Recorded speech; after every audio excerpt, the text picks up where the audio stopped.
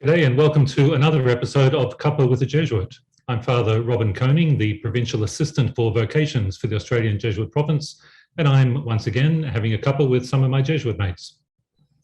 Father Robin, I'm Julian Butler, a Jesuit in formation, and we're joined today by Father Tom Renshaw. Father Tom, welcome. Thanks very much, Julian and Robin. It's great to be with you this afternoon.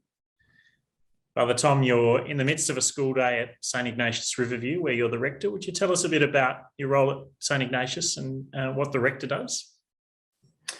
Thanks, Julian. So I do a number of things as the rector. The primary role of the rector is to work with the principal and the senior leaders of the school, as well as the board, to ensure our Jesuit charism and Jesuit mission is maintained. Beyond that, I also do a lot of the chaplaincy work along with Father Joe Dooley, and I also do a bit of teaching.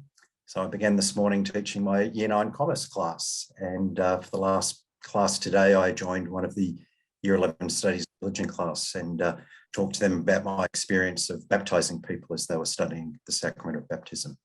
And tonight we've got a house family mass as well as the property building committee meeting. I'm getting a leave pass from the college's finance committee meeting tonight to be able to do the house family mass for Southall House. So it's a fairly full day today. So a mix of pastoral work and engagement, teaching, administrative work. What do you find particular joy and life in that mix? Well, things that give me most joy in my ministry in a school is the relationships and being able to engage with people, to be able to accompany them and really help form the next generation of people who will be leaders, not just within our society, but also within our faith communities. Tom, you're engaged hands-on there at Riverview at the moment, and but for some years before that, you were engaged at the governance level of all our schools across Australia, our education ministry. Could you tell us a bit about what that involved, that major restructuring of our schools ministry governance? Well, thanks very much, Robin. I returned to Australia at the end of 2016 after having had a couple of years in the States doing tertianship, that final stage of Jesuit formation. And then I was lucky enough to do a Masters of Educational Leadership at the University of San Francisco. And as I came back, the process of revisiting our governance structures within our schools, and because I have a legal background, people thought that I'd be able to make a contribution to that as we set up each of our schools as separate companies, with a new company called Jesuit Education Australia that was the sole member of each of the schools, and that's a company that in turn has its sole member of the Society of Jesus in Australia. So I worked with a number of people, with the other directors of Jesuit Education Australia, with the principals, the rectors and the chairs of the boards, as we really put in together the processes and ways in which we could engage with all of the issues in this new structure, which was really being able to provide greater clarity as to how we were inviting lay people to join us and bringing their gifts and expertise to the governance and of each of our ministries and the mission, and being able to use their great generosity to be able to make sure that we were engaging in best practice to ensure that we've got all the processes and procedures in place, and we're governing with a key focus on the mission of that Catholic education within the Jesuit tradition. As you said, you had done your tertianship and then studied educational leadership. I imagine probably you thought you might have been going hands-on into a school when you came back and you were called to do this legal work and beginning these structures. It's part of Jesuit life, isn't it? Being called to do things sometimes we mightn't have expected at the time. How did you find that experience and that change of what might have been your hope at that point? It's a very good question, Robin. Initially, I was asked to undertake the role for 6 months, and then I was intended that I would return to one of our schools as a rector, but it became obvious that the role was going to take more than 6 months to do it, and in fact, it turned into 4 years. And initially, it was a struggle for me because whilst I could understand on a rational level why I was asked to undertake the task, there was a personal cost to me on it, in that sense of being involved in a very important process, but it took me away from what really gives me life, which is being in relationship with people. So I was very lucky during those 4 years that I was able to live at the parish in Hawthorn, which is just up from the provincial office. And that was a real gift to me, to have those 4 years living with Father Des and a number of other Jesuits, some from Australia, some from other provinces, and to have that wonderful pastoral outreach within the Hawthorn parish, and lots of friends made during the time, and a really different experience of engaging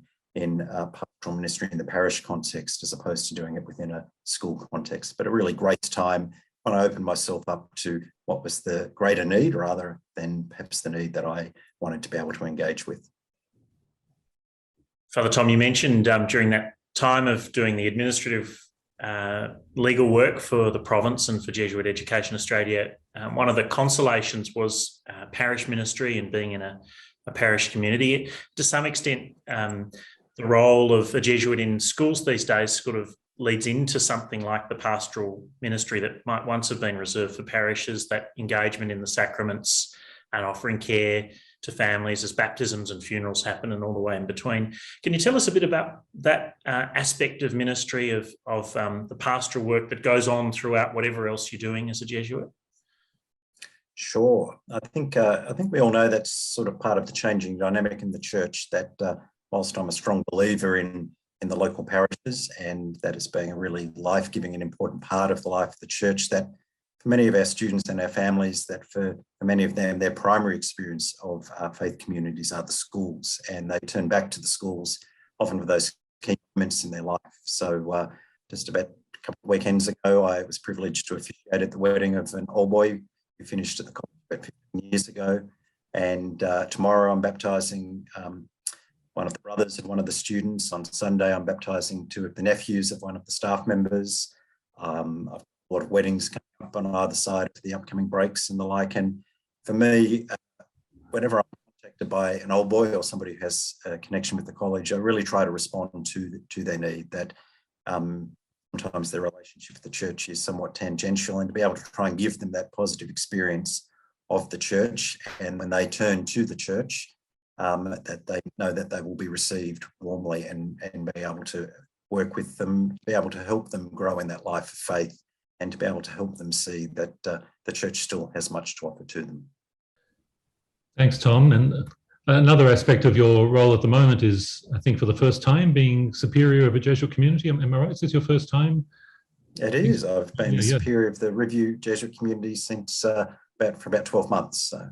Okay. So from that wide experience of being a superior, would like to tell our listeners a bit about what the superior's role is in a Jesuit community?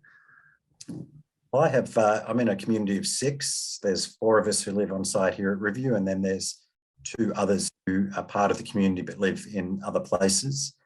And most of the guys I live with, they're all a bit older than me, so that's an interesting dynamic in itself. But I see really my role as superior is primarily to be a source of great encouragement for each of the guys in the community, and to be able to nurture them at whatever point they are in their life, and to be able to help them find that goodness and that apostolic zeal that's within them, to be able to see what it is that they can offer at this point in their lives, and to make sure that they feel that they're very much loved, cared for and nurtured here in our home as part of the Jesuit community here at Riverview.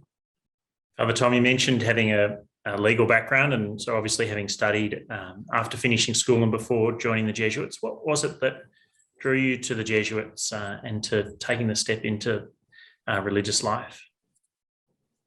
Well, thank you, Julian. Given you share a legal background with me, you've got some idea what it was like. But I was really privileged as a student. I was a student here at St Ignatius College, Riverview, and I was a boarding student. And it's actually quite interesting being back at the college now, because quite a number of the students are sons of my contemporaries. So it's quite interesting to be here at that point. But I was really quite moved by the example of the Jesuits who were attached to the Review community at that time, including one who's on this Cuppa chat with us this afternoon, who was my Year 8 boarding master. But it was examples of various people, but particularly Greg O'Kelly, Bishop Greg O'Kelly, Father Rob Davern, Father Andy Bullen. They really moved me. And when I was at school, I thought of maybe I could live a life like that. But when I went to school, I thought, I don't want to go do that straight away. I want to test this. And so I went to university, went to the Australian National University in Canberra, and returned home with my family for 5 years. And then the opportunity came up to work as a lawyer for a couple of years. So I thought, I'll give that a go, see if that's what really is going to give life. But throughout that time, there was that constant restlessness and the prompting of the Spirit to say, well, maybe this is what God's calling you to be. And so I'm really glad that I took the time to discern that properly, and with a fair bit of hope and faith, at age 26, after 3 years working in the legal profession, decided to take a turn slightly sideways. And 24 years later, I'm still here and still giving me a lot of life. And I hope in turn that's giving life to others too. Tom, if you were speaking to a young man today, you've talked a bit about your own vocation story and its different stages, a young man who was considering religious life, considering the Jesuits, what sort of things might you say to him?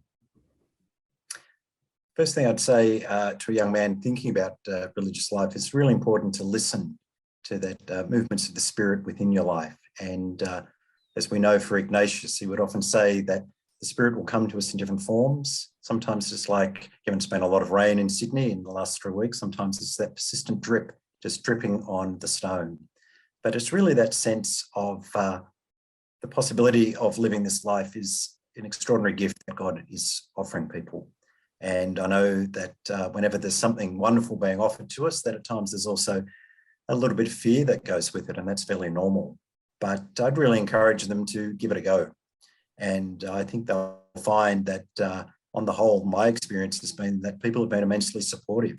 And I've had extraordinary opportunities since I've joined the Jesuits and met extraordinary people who have been really loving, supporting and encouraging of me in ways that is nothing but pure gift. And that would never have happened if I'd never been able to say that yes to God. And at times it's been a yes that's said with a great joy and enthusiasm. And there's been moments where you get up and you say yes, knowing that those challenging moments will pass. And I'm really grateful that I have been blessed with this life.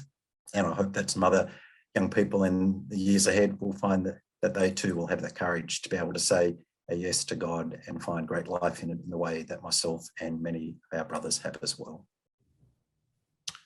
Great. Thanks, Tom. And thank you for giving this time in a very busy schedule there to give this time to share something of your own story and the life-giving aspects of it, some of the challenges. And it's been great talking to you. Thank you. Thanks very much, Robin. Thanks, Julian. And I'm not having a cuppa, but I have had a drink. So good to see you. Bless you. Bye.